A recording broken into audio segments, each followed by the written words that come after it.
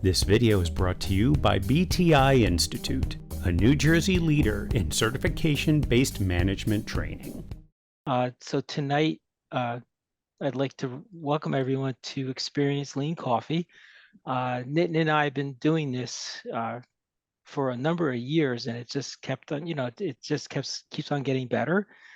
So we hope, you guys are going to have some really good, challenging questions because it's really fun because we get an opportunity to share the question and then everybody gets to brainstorm, like, how can we fix this? And so with that, I will introduce myself. And let's see this. I'm Bob. Again, I'm Bob Phillips. I've been working with Agile teams for 15 years, and I currently work at the Federal Reserve Bank in New York. And I have to say this, in order for me to be allowed to volunteer and do this, that anything I say tonight is my own personal opinion. It doesn't represent the Federal Reserve or the Board of Governors. So with that, I will pass it over to Nitin. Thanks, Bob. Always great partnering with you. So, my name is Nitin Khanna. I'm an Agile enthusiast as well, like Bob. I am the Agile LCI chairperson. Bob and I love to tag team and pair up, and we've been doing this over 10 years now, I think. Um, I've got a bunch of acronyms behind my name as well. I have a curious mind. I like exploring not only what agility means for a team, but the multitude of teams and what it looks like at scale. I'm in transition right now, looking for my next opportunity, but I've spent a lot of time in life sciences. You can't escape that in New Jersey, banking, finance, and also have a keen interest in insurance. So if you notice, both of us are palindromes. So two perspectives, one philosophy. We believe this works. All right, so let's get started.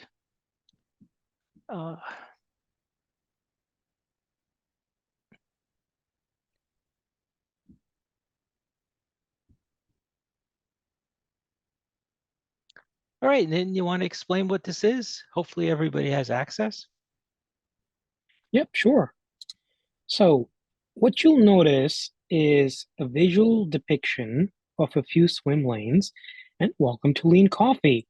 This is where a community, some enthusiasts get together, but there isn't any fixed agenda.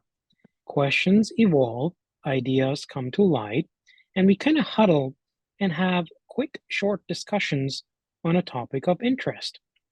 So if you notice, on the left, you get a to do or discuss. And right now, I'm explaining Lean Coffee.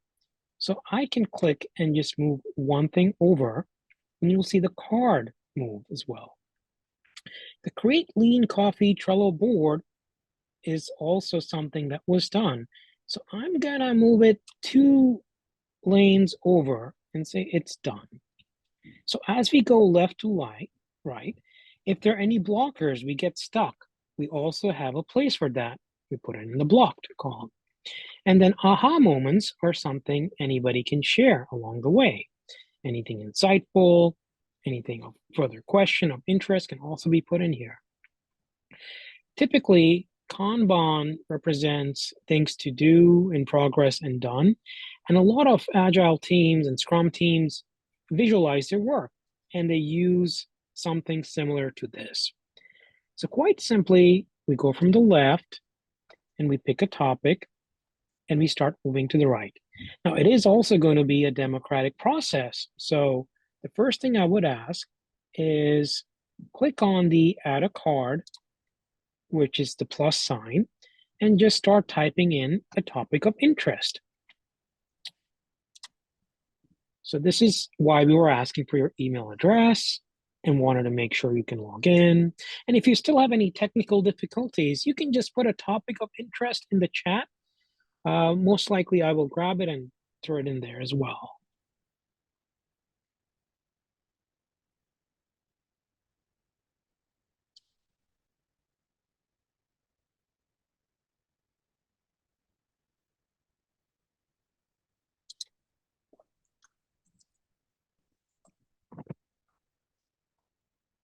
And so we're hoping that, people will put items in here. And if you're having problems accessing the board, you can put the item into the chat.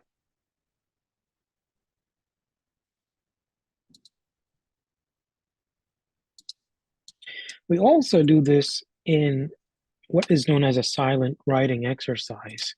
So some people are introverts, some people tend to dominate conversations, they're extroverts. And when we do this in person with a team, it's amazing. You get a bunch of ideas just come up, pop up on the board, and some people like, hey, I thought about that as well. Or, oh, I didn't think of this idea. That's a good question to have.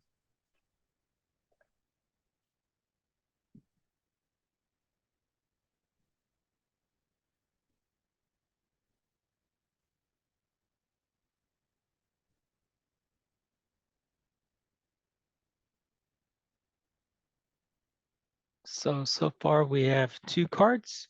It would be great if we can get some more in here.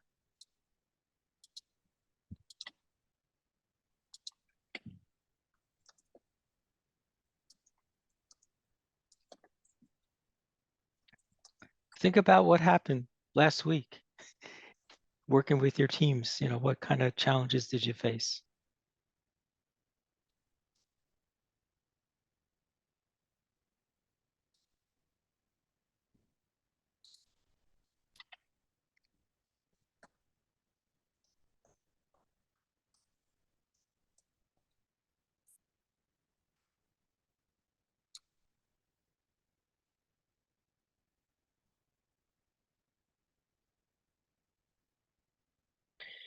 The other interesting thing about lean coffees is that this doesn't have to be a comprehensive list. As we are having discussions along the way, a new topic might emerge, and that's fine. We can just slap it into the to do or discuss column again.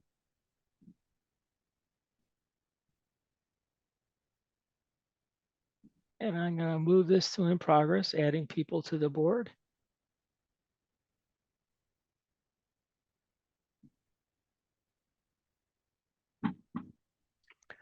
All right, do you want to share how you voting in?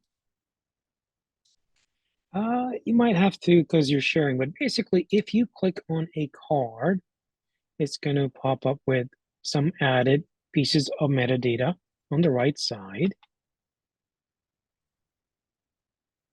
And there should be a thumbs up there. There you go, Bob. It's basically, so if I wanted to vote on this item, I would click this button. And as you can see, there's one vote showing now on the left. And if I change my mind, I could take the vote off.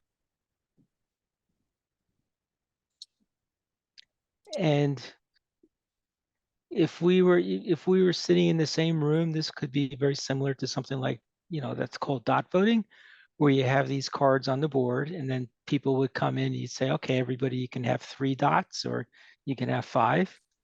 And then people can, you know, actually go and vote. The only difference with using Trello is it only lets you vote once per card, where if you were in a room, you could put all your dots on one card.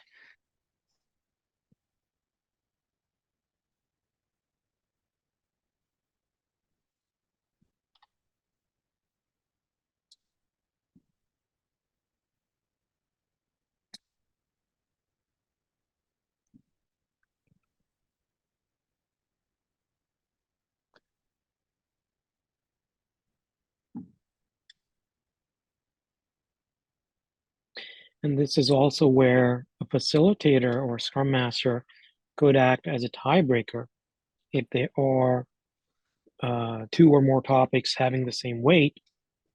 Usually just trust the facilitator to take it on. Or, you know, as we get closer, ask if there's a strong opinion one way or the other for the cards.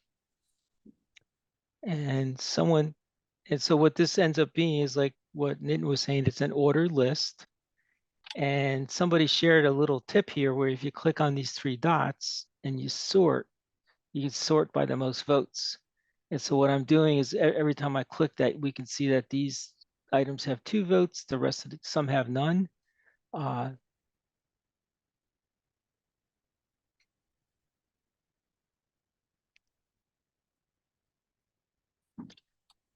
So while people are voting, then is it okay that we move Explain Lean Coffee to done? I think so. Let's give it a thumbs up and move it over. Add audience topics. That's what we're doing now. Add people to the Trello board. I think we could say that's done too. Yep, I had one more person and got that done.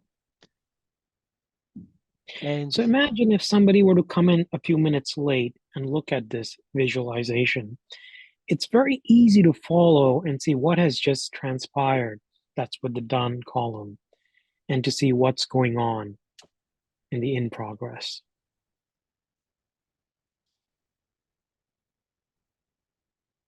And one person signed in late. That's perfect. I was just talking about that. all right, Let's move should we get started? Thank I you. think Sorry so. about that. No worries. It was a nice segue for me. So what do we have on top, Bob? All right, it looks like we have hybrid software implementation in progress. The implementation has multiple sub-projects in progress at the same time. And it says the number 7. Would like feedback and thoughts on using transitioning to more agile focused method. My company is not using agile on a large scale yet. So I can give a bit more background on this if it's helpful. Absolutely. Okay. Oh yeah. So I'm managing a software implementation project at a software development company. We develop planning, scheduling, and sequencing software for manufacturing companies. We're currently working with a large automaker, and we have been tasked as part of their strategic planning initiative to help improve production planning at many of their auto plants. So they have given us 7 different initiatives. Some of them deal with improving certain production inefficiencies that they're experiencing at some of their plants. We are using an agile methodology in the sense that if a higher priority initiative comes up while we're managing the current activities, they have the ability to reprioritize the current activities, and we then pivot to the higher priority item. So I guess what I'm struggling with right now is that they're not using Agile completely on their side, and neither are we. So I've started using a waterfall method, but we are using certain aspects of Agile. We are using Jira. There's an Agile function within Jira that we're using to schedule activities within each work stream. So we have configuration, development, we have data analysis for each of the sub projects. So those tasks are scheduled in Jira and then filtered down to the application specialists and the developers to be worked on. But the teams that I'm working with internally at my company don't have any experience with Agile. We're using Jira, but it's not completely evident to everyone why we're using it. There's very little Agile experience within the company, except on one long-standing client who has implemented Agile from their end and required that we use it. So I'd like to get feedback kind of on what people think is the best way to start implementing certain aspects of Agile into a project that's already started. We do have deliverables that are already in progress. I'm concerned that if we try to move over to Agile on a project that's already in process, it'll jeopardize the current deliverables. We need to continue to deliver and stay on time with these multiple sub-projects. So I'd just like to see what people think about that, you know, where people think it would make sense to start implementing Agile in this type of situation, if there are certain tools that people recommend. We've also talked about bringing in an Agile coach. And again, I'm concerned that we have so many different sub-projects going right now. I'm concerned about pulling the team members away from the work that they're doing to learn Agile, because I'm concerned that that'll jeopardize or put risk on meeting the deliverable deadlines. So I hope that gives a greater sense of what the situation is, and I would welcome any feedback. Yeah, Sounds like thank you you're for in, sharing. yeah, sounds like you're in a really exciting space. Yeah. Yeah, it's exciting, and you're also building an aircraft while it's in the air, as the Right, expression exactly. goes, right? Yeah, So I've got a few thoughts, Bob. Okay, I go yeah, first, and then we sure. can Go ahead. bounce off each other and we can open it up. So I hear a few good things, and it's heartwarming to hear that you're actually making an attempt. And one of the key things I picked up on was transparency and the willingness for people to kind of pivot and take on any higher priority thing or something more pressing, right? So, irrespective of what methodology you use, what framework you tap into, or what tools you use, such as Jira, the core essence is really getting a collaborative spirit and getting the transparency, inspection, and adaptation, as they say. Um, I wouldn't try to boil the entire ocean. I would go slow and see if there's one aspect you can get into either Scrum or Kanban, and then ask people if they'd be willing to do an experiment. If you make it a little fun, and I put something in the chat, there's something called scrumtrainingseries.com. It's free animated e-learning modules that I use with executives who've been doing a lot of software development over the years. But when I introduced it in a fun way, they were very willing. Now, granted, I was an external coach, and they were willing to invest in that as well. So it's a bit of a balancing point. You know, you do want to get something from the outside if possible, and some disruption will be there, but overall, I think you're in an exciting space, as Bob said. Okay, So yeah. those are just Yeah, so you would be in favor of bringing a coach in the middle of a project like this? oh, absolutely, it's very common. Okay. I've also come in when there've been Scrum teams working for a year and a half, and they're still flip-flopping and drowning. And when you have an external entity come in, they can really help accelerate. And there's also something subtle. They are not as caught up to corporate politics at time, depending on the size of the organization, the culture, and so on. So they can be fearless, and they can also be people who just they don't like. So you do have to find a good fit. But certainly, if you want to accelerate, sometimes you got to slow down before you speed up. And hey, even if you're star athletes, right? They say even Olympic athletes have a coach. Yeah. Yeah. Okay. Yeah, that's really good feedback. Thank you.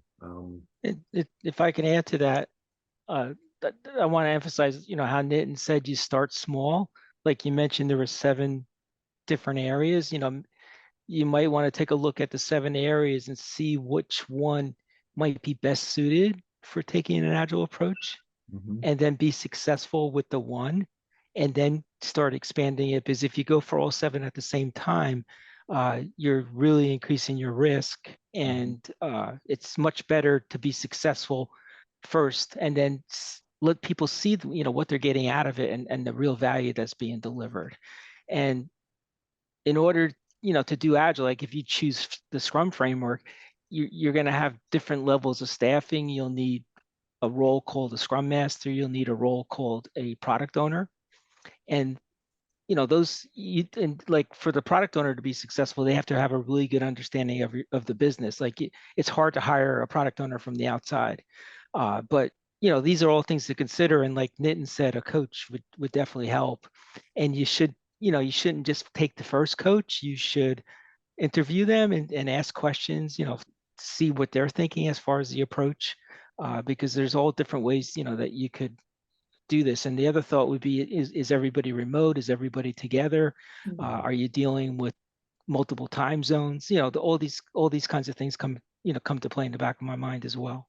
Yeah, okay. Yeah, thank you for that feedback. Yeah, so we are all remote. We are working from multiple different time zones. I'm in New Jersey, obviously. We have an office in Canada.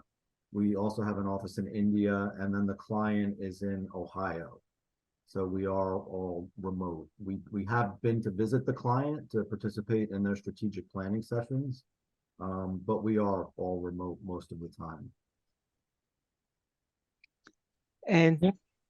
remote works now with the video, with the cameras and all that. Maybe 20 years ago it'd be a lot more difficult. But like in my daily work, I have people all over the United States actually working, so it can work. Um, where do you suggest we look for an agile coach? Do you have resources or recommendations about where to find someone with that skill set? Uh, Well, I'm in the market, not to blow toot my horn, Okay, but you can just email Bob or myself, and we can just promote it, or go on LinkedIn.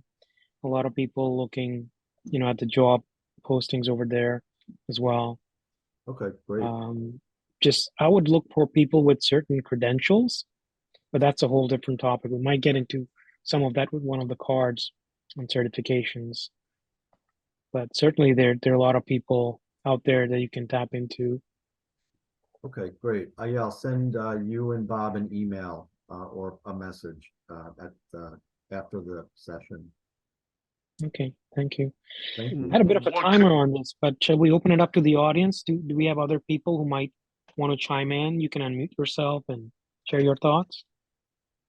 I was going to suggest just say one thing to Jack, and that was that if you're going to leverage agile, whether it's Scrum, Kanban, whatever, that you make sure that you identify who that product owner or the voice for your project, because I know a lot of times with waterfall, et cetera, you may have multiple people pushing for the requirements or the solution or whatever the thing is and I know to be successful and agile, you need to have that one product owner, that one person that's going to be the voice ultimately that everything rests on, that you can't have multiple people pushing that Scrum team or that team that's trying to achieve those PBIs, et cetera. Yeah, yep. Thank you for the feedback. and also your Scrum Master too needs to be somebody that just didn't take the CSM class. You want somebody that's experienced. So you have to be careful. You I'm can't not show the disparaging certificate. anything, but I'm not disparaging it. But like you go to a 2-day class and you take a test and you're a Scrum Master, but it takes Yeah. many years of experience. So yeah, the person that we have operating as a Scrum Master is not actually a Scrum Master. He is basically populating the Jira board and kind of feeling his way through it. So as I said, we don't have a lot of agile experience. Um, and that would be kind of the impetus for bringing either the agile coach in. Do we need a new Scrum Master as well, do you think? Well, You I might, you, this is a very broad. So agile coaches will typically or can emulate both product owner roles and scrum master roles, right. or at least the seasoned ones, and they can roll up their sleeves and show what is needed in that role. And depending on the organization's need, willingness, and budgets, they would typically hire a scrum master and product owner. Product owners also emerge. They just have to understand what wearing that hat means. Yeah, yeah. So we do have individual product owners for, I would say, most of the sub projects. And the product owners are mainly application specialists that are familiar with the software, familiar with the client and the client's needs. This has been a client of ours for probably 15 years now. So we do have individual product owners, but they're not able to operate as a Scrum Master. As a collaborative coming together. They're just working side by side. Right, exactly, yeah. So, Yeah, this sounds very common. You're not alone. if that's of Okay, any that's good to assurance. know. And also something to consider, your product owner needs to be high enough in the organization where if they make a decision, it's not going to be questioned. Yeah. You know, they have to have the authority to make decisions to move, you know, what they're building forward. Yep. Yeah, that's not a problem here. This is a very small company. We have about 80 employees. And the product owners are, they are empowered to make decisions because they're basically subject matter experts in the software. So that wouldn't be an issue. Great. And I think we exceeded our time box. I hope this was helpful to you and Yeah, everybody else. this was great. Thank you very much.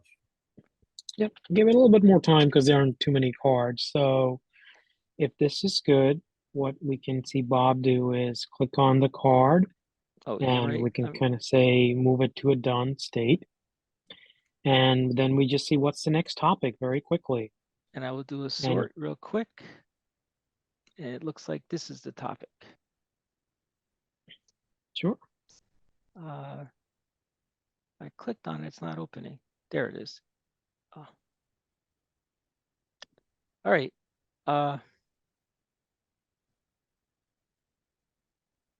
What Agile certifications are valuable to employers? SAFe, Agile, PO, PM, APM, software engineer, architect, government, or for teams. All right. So Nitin, since you mentioned certifications, you want to take the first pass at that one? Yeah, sure. Well, Bob and I've also we've done some of this before. There is an alphabet soup of certifications, and the industry has evolved, right? So from the initial hesitation years ago, to trying something like Scrum or Kanban, to seeing how it would map out into two or more teams, to now getting into scaling, what's out there. Right. Certainly, some of the fundamental courses like Certified Scrum Master from Scrum Alliance or Professional Scrum Master from Scrum.org are stepping stones to something else. Scrum Masters are change agents. If you are kind of hands-on, worked with software development teams and developers, keep an eye on metrics, or a good facilitator, you might tap into that role, wear that hat. If you are, as we discussed, somewhere along the lines of the voice of the customer, closer to the business, keeping an eye on, your KPIs, OKRs, the roadmaps, the change in market conditions, government regulations, you might be more towards a product owner or PO role. And then as we scale, we get into, again, the alphabet soup. You have SAFe, you have Scrum at Scale, you've got Nexus or Scrum.org, you have Less through Craig Larman and Bus Bodie. So I would just see what your organization is looking for. And certainly I give this example quite often. Many years ago, I saw this old movie with Michael Keaton. I think it was called Multiplicity. He managed to clone himself, and it was great. He had more time to do things that he wanted: watch TV, not do laundry, not be able to pick up the kids, me time. But as soon as he cloned the clone, the third entity started blabbering random stuff, walked into walls, and doing crazy stuff. So when you think about scaling your teams, right, it's in the DNA. You want to start small, that's the bottom up approach, and do it right. Feel some of the pain points early on and see what needs to be avoided or tackled or be seen as an acceptable risk before getting to that level. So that's my spiel. Anything else you can think of, Bob? Yeah, We'll open it up. Sure. What I could add is probably the most recognized one is from the Scrum Alliance, the CSM, Certified Scrum Master, which is it's a great way to get your foot in the door, but all that really means is you took the class. And so Scrum Alliance got smart. They have a CSM, which is A stands for advanced, and to get that credential, you have to actually be able to demonstrate you've been working with Scrum teams for a year. And then the next more advanced one would be the PSM, the Professional Scrum Master. And so if you were to hire a Scrum Master, I probably would try to make sure they had at least an ACSM or a PSM, because that way you know that they're joining your company with some experience. So I'd like to throw that out there for anybody else, that might want to share their experience.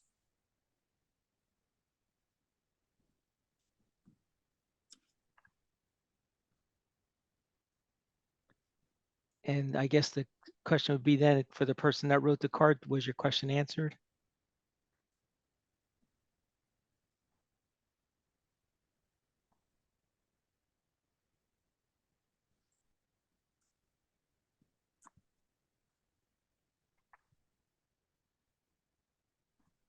Silence might be golden.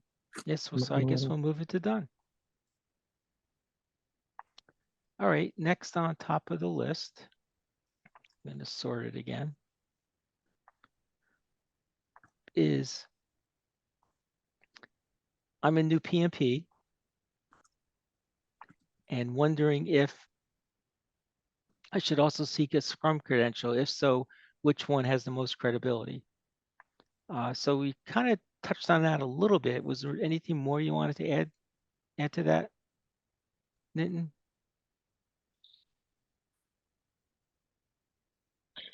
So I'm glad to read that someone is exploring Scrum as well.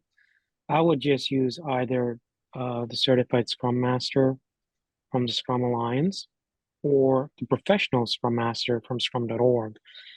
Scrum.org has a unique offering where you can do some self-study, take some free online assessments, and should you wish to take a test yourself, then you can do so. Their philosophy is, hey, if you know Scrum and you want to just take a test on your own, you can do that. The CSM with Scrum Alliance is a little bit more hands-on and engaging with a 2-day sit down with an instructor and peers. Awesome course. So if you have an opportunity to take time and you can budget that in, I would recommend an in-person course as well. Both certifying bodies do offer that, but between either of them, PSM or CSM, I would take those as stepping stones further ahead. Did that answer? Anybody else in the audience have anything they'd like to add?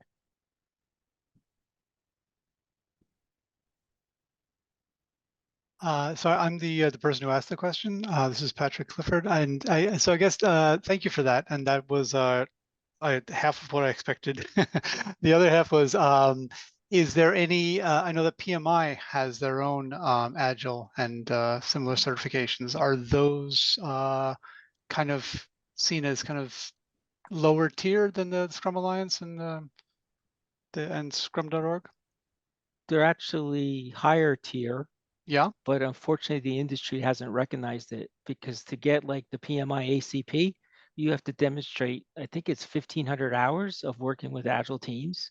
So you're when you get that credential, and it's not just Scrum, it's all Agile practices. Nitin and I have that credential, but it just doesn't feel like the industry is recognizing it. And then we have an actual expert on the phone called John, who can tell you a little bit about Discipline Agile, which PMI bought.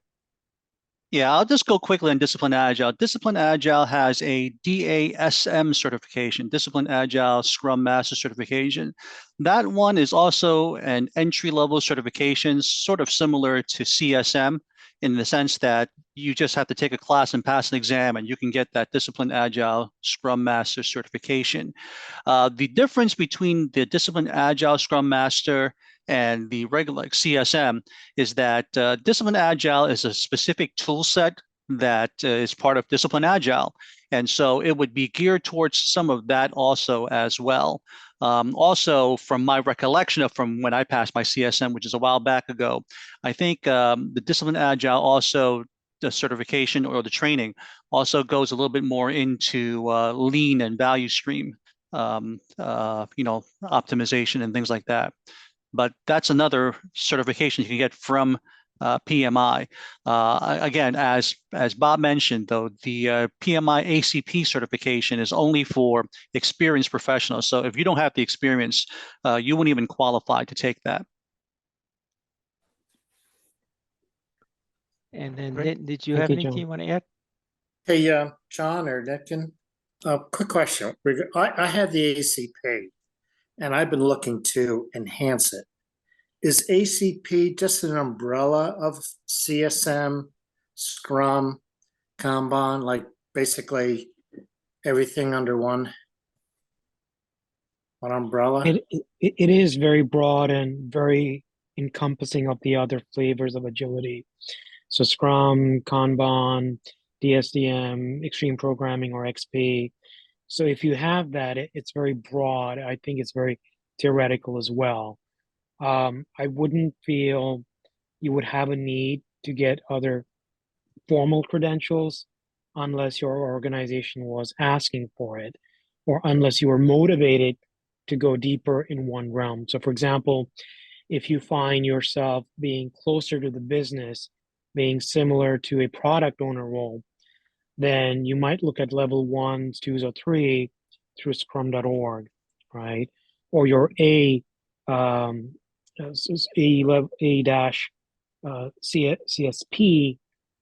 through the Scrum Alliance as well.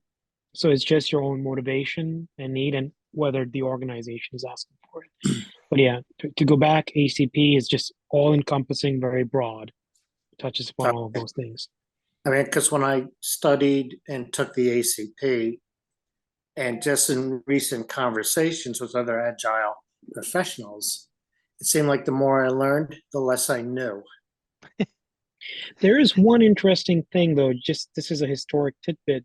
When the ACP came about, I think around 2009, 2011, and they did change some of the criteria for eligibility, scaling wasn't as popular or as recognized.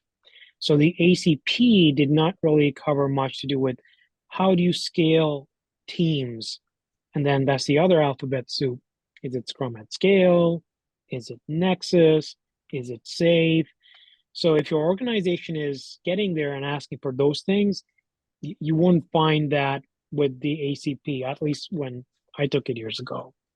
So that might be a tiny bit of a gap right there. And Okay. the other, Hello, I have a question. Is there a hand raise or how do we go? Do we raise a hand? No, go ahead. You have the floor.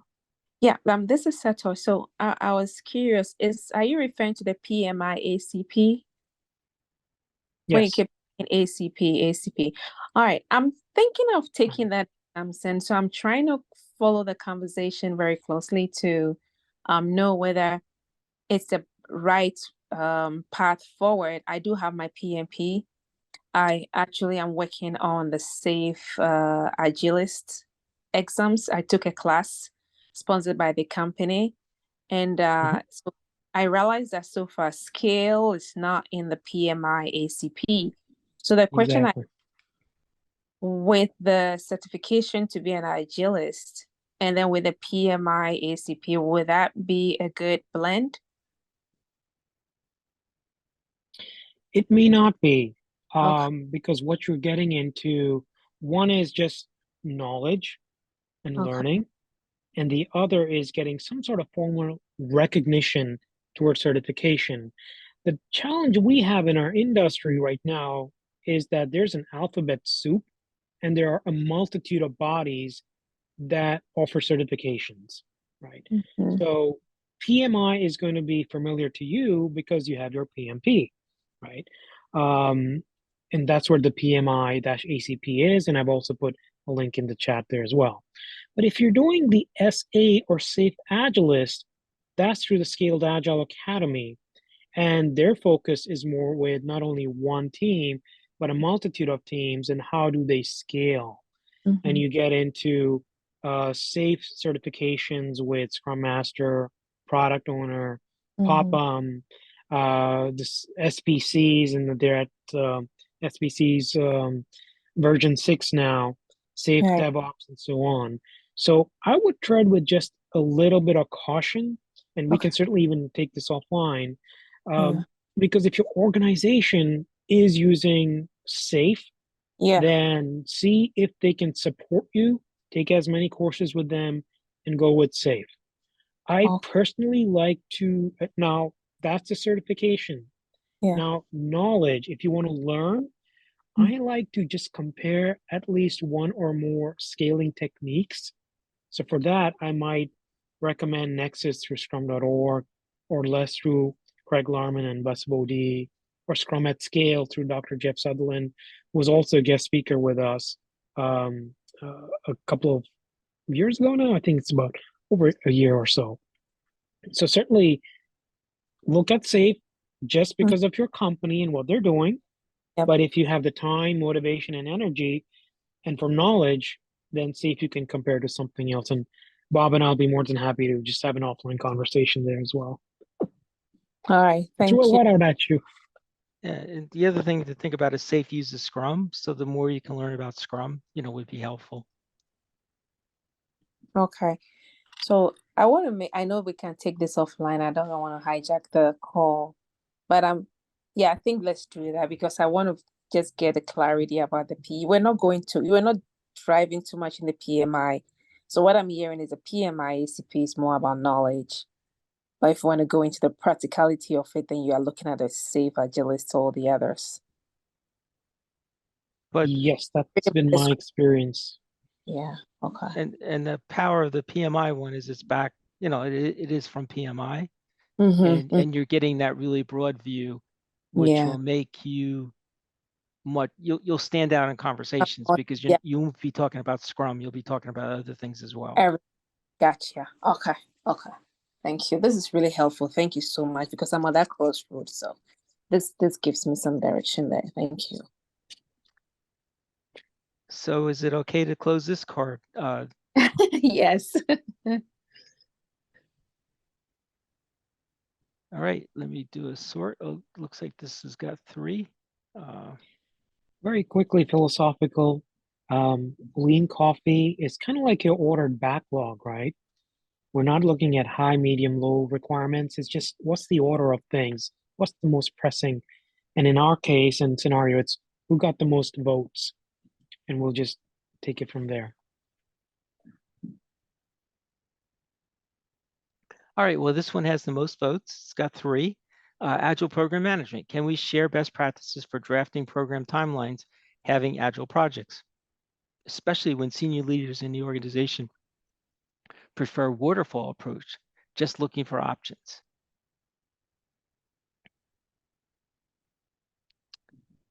I nominate Bob to talk about this first.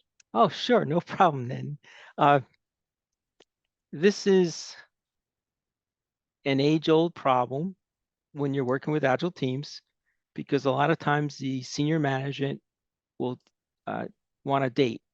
And to me, that kind of dooms things from the start. Unfortunately, sometimes a team is set up and they're told they have to deliver this thing in 6 months, and they don't even know what what the thing is. So what Agile can do, like on the program management side, is once the team starts delivering, maybe it's like a 2 or 3 week cadence, you'll get a sense, like there's things called like story point estimating, where you'd work with the product owner and you put estimates on the backlog items, and then you can get a sense. So say a team is delivering 20 points in a sprint and you're doing 2-week sprints. And so say there's 100 points in the backlog. I know this is very simple, but you'd say, okay, we're doing 20 points a sprint. So basically it's going to take about 5 sprints, and then you could do the math. Now, again, that's a very simplified response, because reality always kicks in. Like, things happen in the sprints. You get bugs, you get new requirements, you get confusion, you're dealing with escalations. So, but as far as being able to predict, when work could get done, that would be a good methodology that I do use, so that the product owner has a sense as far as where they're going, and how long it's going to take. So Nitin, did you want to add more to that? Well, thank you there. Bob. I echo the sentiments there. I have more of a story I can share.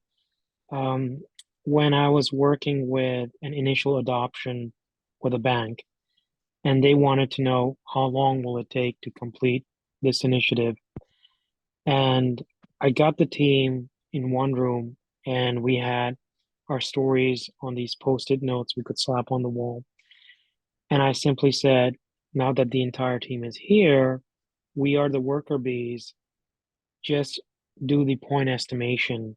And by this time, we had got a sense of what points were with relative estimation.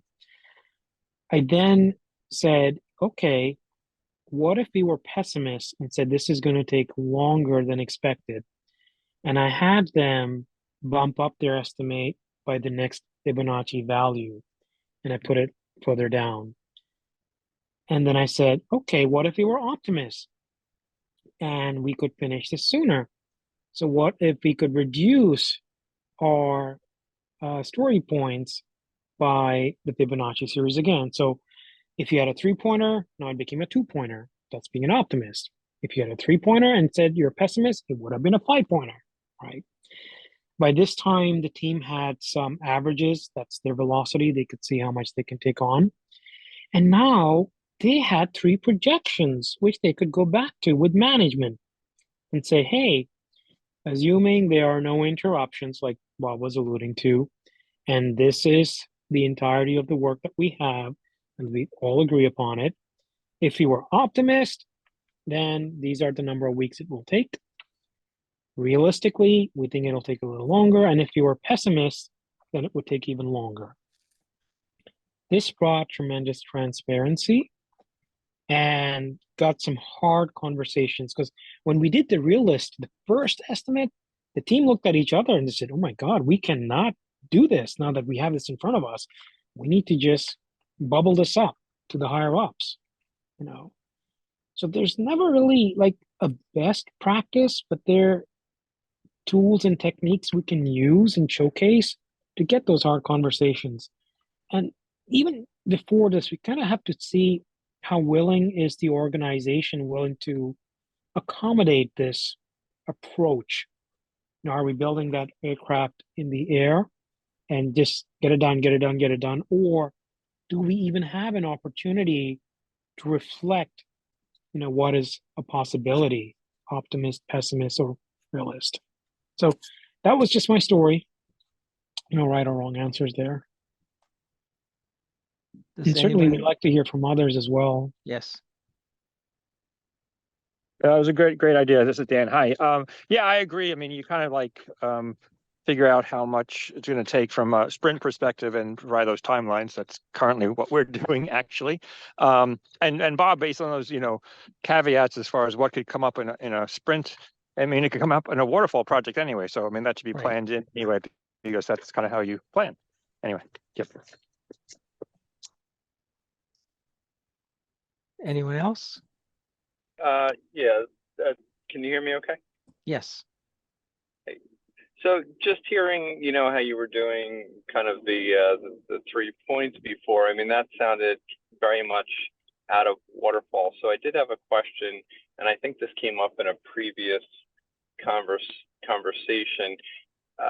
You know, when you're doing the estimation and kind of what is the user story, and can you get it down to a measurable piece of work that you can actually do a better scoring for that, right? Like the review of, is that user story too broad? Does it need to be reduced? Or can there actually be, you know, is it maybe down to too small a piece of work that you're delivering within that sprint? This is a good point. If I could just supplement my example and also maybe bring another one in. In a utopian world, if I could avoid estimations for newly forming teams or teams just starting off, I would avoid it completely.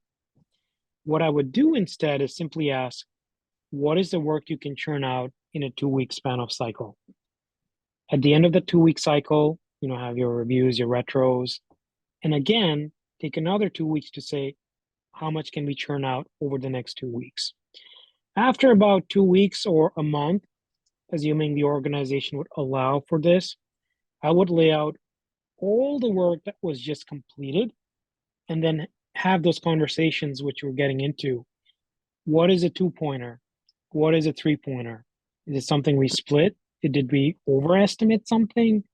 Or rather, instead of saying overestimate, did we take on too much? So it doesn't have the numerical factor there just yet in conversations. But when you can show the team the work that just happened, they connect with it and something clicks and they go, oh, okay, the smallest piece of work is something on the left that I can see, and something larger just goes one at a time all the way to the right, right? So if an organization will allow for this, that would be great. I worked with a Scrum team that had been doing Scrum for a year and a half, and they were just struggling with metrics. And this is where this came. I said, forget velocity, forget Fibonacci, forget story points for 2 sprints. And once we did it this way, then things flowed much smoother. So I'm not sure if I tapped into or answered a question that was asked, but certainly I just wanted to add a little bit more to the story. No, I really like that answer, and kind of just taking it back to waterfall again, you know, and this just came up at a session at work today. You know, this you're almost putting an agile spin on one of the areas of estimation, right? And there's always been this piece of, you know, going back and looking at previous similar projects and artifacts that you collect for that. And I've never seen that actually happen or where that actually works. So this sounds like a really practical way to get better at estimating. So yeah, good answer there for me. Yeah, this is Chris. Oh, okay, go ahead. Go ahead, Chris. Yeah, okay, yeah. You know, can we, normally if we keep it simple, right, instead of going for Fibonacci series, scoring points, can we keep it like t-shirt size, small, medium, large? Probably that'll give you a better estimate. So a lot of people, Chris, will look for numerical, tangible things, but if they're open and receptive to something like what you've said, that could work. And I usually take that up to a feature level. That's just a little bit higher up in the bucket of things. And then you could come up with all kinds of models. So what exactly does that mean? And how do you bring familiarity or comfort or some association to that, to other things as well? But yeah, t-shirt sizing is relative estimation, that's what we do. And oftentimes I hold up things in front of a camera, and this will be blurry, and I say, hey, I'm holding, a pair of glasses, and I'm holding my cell phone. Can you tell which one is taller than the other, right? And people can usually pick up on, well, yeah, your cell phone is taller than the glasses you're holding. And I say, well, can you tell me in inches how tall is my cell phone and how tall are my glass frames? Then there's a pause, and there are more colorful discussions. When there's, why do you ask in inches? Why not centimeters, right? Or other things. And this gets into our dilemma. We are better and quicker at comparing things. And that's the essence of relative estimation. But if you're looking for that finite precision and scale, you're going to have to hold off and weigh that against some other modeling techniques. And just to add to what Nitin said, a lot of people don't understand story point estimating, where basically the team has to agree to a base story. And then, so let's say everybody agrees to a 5-point story. And so then when you do your estimating, you say, is this less work or more work than the 5-point story? If it's less, it might be a 3 or a 2. If it's more, it might be an 8 or a 13. And the other major difference between agile estimating and waterfall estimating is we do not do hours. Hours, like on a waterfall project, you'll spend many hours estimating things. You'll say, this is going to take 103 hours. This is going to take 52 hours. In reality, nobody really knows. And so when I do story point estimating with my teams, I set a time box of 3 minutes. And basically, I let them go through the backlog items, and in 3 minutes, they come up with an estimate that the team agrees with. through voting and stuff like that. There's like planning poker cards, and that's the major difference. And I will argue with anybody, if you spend more than 3 minutes, like say a team spends 20 minutes, you're going to end up with the same result. It's really it's just an amazing thing that just it doesn't, if you have a good base story, it doesn't take that much work and effort, and so you can really estimate a backlog very quickly. So Yeah, can we go ahead? Can we put it this way too, like in case if you say, for example, using a t-shirt size or a Fibonacci to estimate a story point, can we put the threshold? Okay, if it is large, or if it in the like if the story point is like a 13, then that needs revisiting the story. Probably it is more complicated for the team because it's estimated at a higher yeah, then you look at more splitting. Time needed. Yeah. You look at splitting the story because you want to basically have a story that can be completed in your sprint duration. Because otherwise you end up with lean waste if you don't complete it. So, and like Nitin was saying, the number, you can do a lot with numbers because then you can start actually looking at them and adding them up and coming up with, what the team's doing.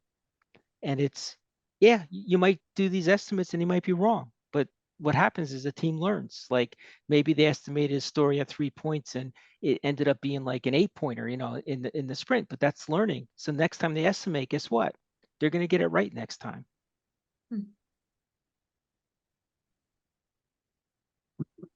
We as agile coaches get all these colorful discussions. Well, I completed maybe 5 points, but we estimated at 8 right at the end of the sprint. Could we take credit for 5 points, or could we re-estimate it to 5 right on the last day of the sprint?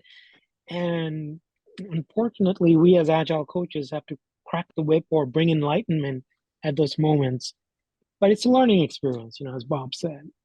And so that we're coming close to the end of our time box. So is it okay to close this card? Actually, I've got one quick question for Nitin.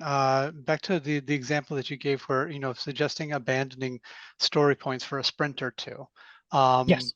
Now, are you recommending just taking a break and then returning to it, or just, letting go of the story point structure, for good? In what I did, I let go of it temporarily. And I was fortunate that it could be let go for at least 2 cycles of a sprint, because eventually the team needed to use some metric, and in their case, velocity, to see how much they can churn out and complete their backlog. And that would also be something management was happy to see, because they understood averages and what velocity was. What the team just hadn't done was they hadn't truly grasped the concept of relative estimation in comparison. So I had to address that in its core. Now, there are some teams, and there's actually a movement saying no estimates throughout, but it would be rare to find a team or an organization that would do that in its entirety, because they still need a way of seeing how quickly they can burn down or consume a product backlog. So what I did and what I recommend is, if you can just abandon the story points for a sprint or 2, if you're lucky, maybe 3, then get back to it, you'll do much better. And that's what happened with this team. Wow. Great, thank you. Okay, that concludes our Agile discussion group for September. I'm now going to turn off the recording, and Nitin and I will be here if you have any questions.